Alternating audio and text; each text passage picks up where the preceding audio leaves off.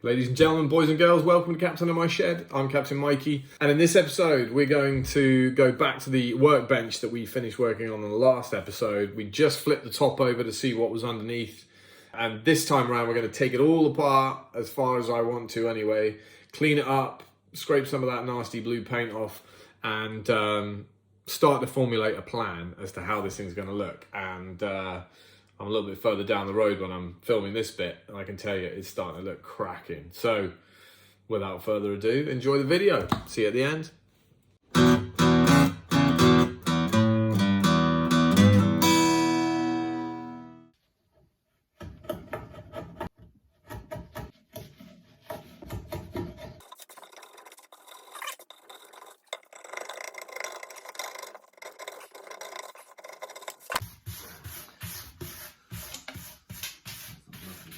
Yeah, chewing gum's the worst, isn't it? I mean, it's stuck all over this bench. I wonder what people were eating 60 years ago. Let's see this.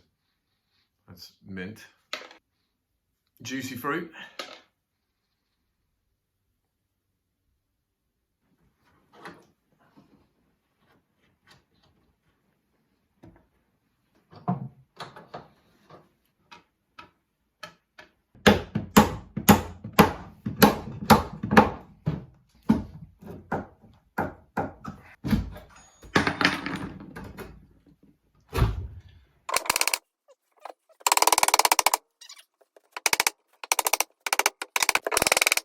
That is not wanting to come out, which is a shame, because we're nearly there. Let's try another route.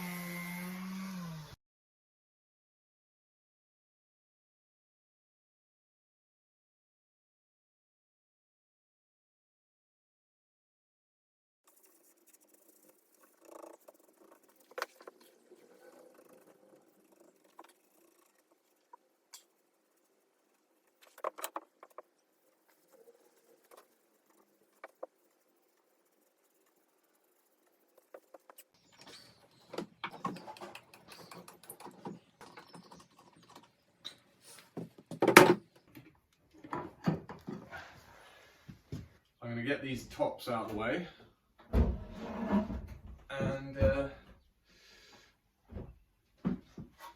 see what the options are.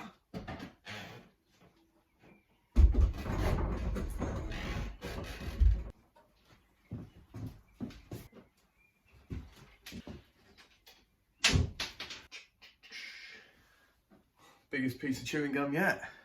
Don't know, what do you reckon? Cinnamon?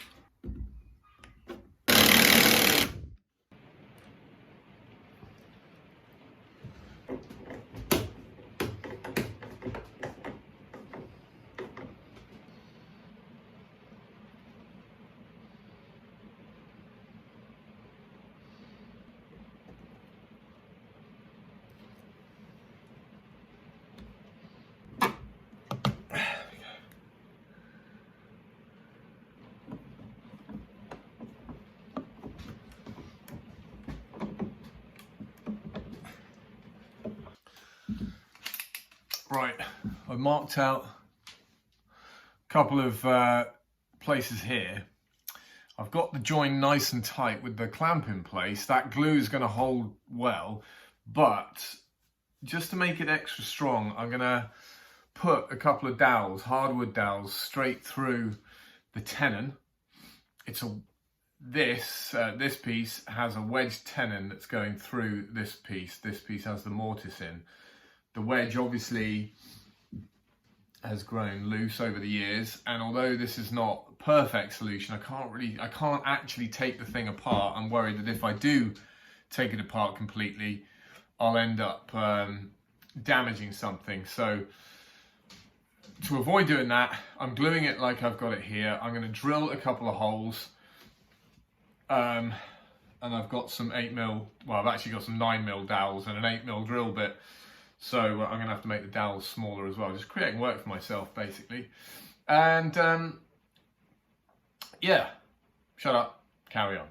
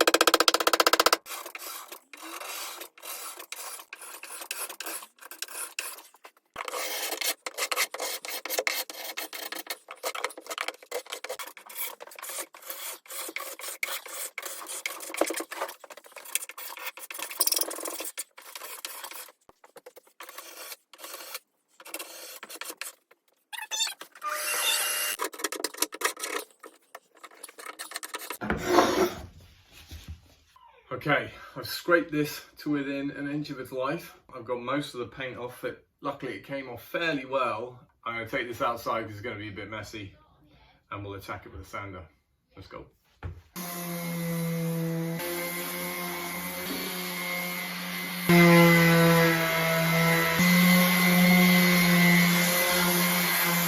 Well, it's a lot less blue. It's getting there, I think. I've got a vision in my mind now. I was torn between trying to make it look like a brand new bench and trying to keep the patina that was there already. It had oodles of character. So I think what I've decided in the end is to try and do both. Keep some of the character, but also try and make it look smart and in keeping with the rest of my workshop, which has got this kind of black and wood theme at the moment. So that's what I'm going to do. Anyway, my son's just about to shout at me. I think he wants to come in. You can't bring your scooter in. Scooter stays outside. Okay, I won't. Yeah, there'll be a top on this, won't there? Yeah. Yeah. I will make this, yeah. Do you like it? Yeah. You do? Yeah. Do you know what it is? Yeah. What is it? Is this a workbench? It's just a workbench. Yeah.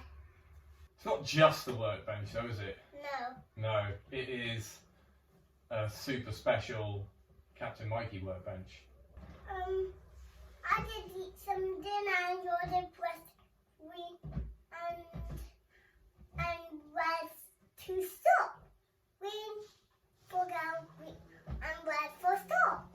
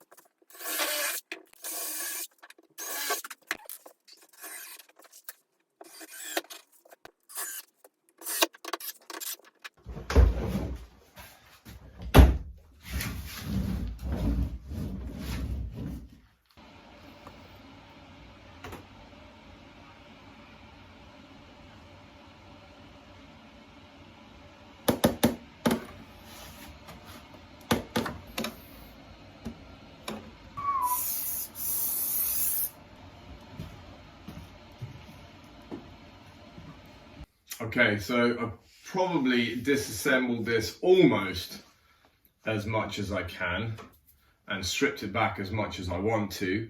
There's a little bit of patina left. This, I think, is as good as I'm going to get it. The only thing left to do now in terms of taking this thing apart, disassembling it and removing material from it before I start putting it back together is to take care of the two top slabs. I want to put them through my thickness planer, at least one side of them. The one side is clearly not going through the thickness plane, it's full of nails and screws and God knows what. But the other side is free from all of that, and I should be able to put it through the thickness planer without risking the blades. But they're slightly too wide at the moment. I have a plan for all of this, but for now, let's just trim them to size, get them cleaned up, and see what kind of surface we're going to end up with. I'm kind of excited about this bit.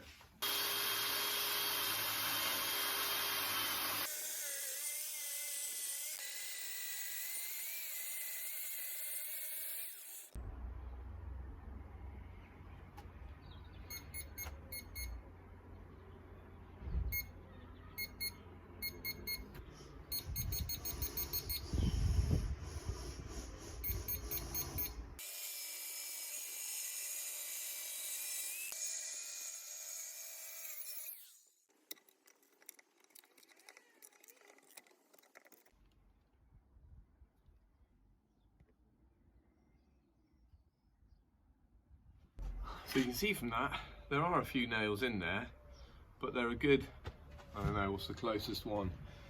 Well, the closest one's about 5mm from the surface. The rest are far enough from the surface and feel confident I'm not going to hit metal with my jointer. So that's good, that's great. Right,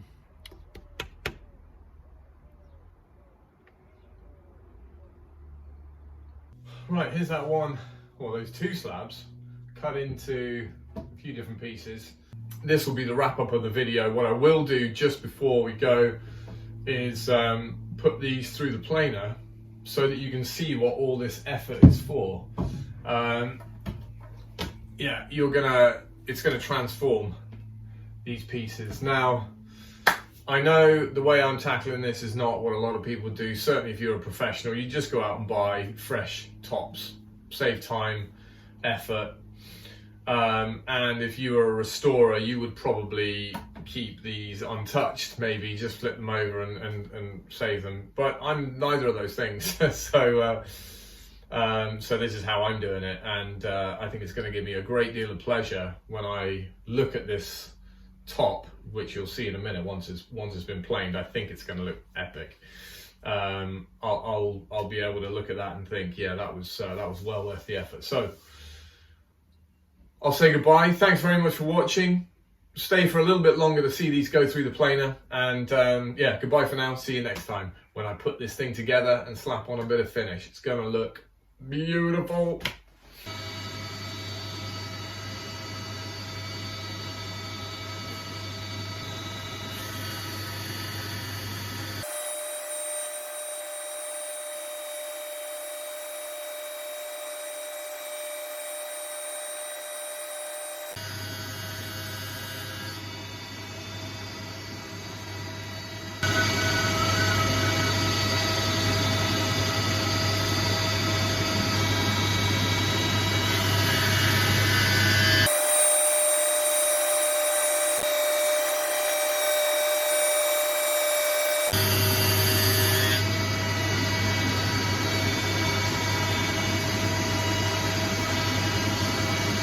Really pleased with that.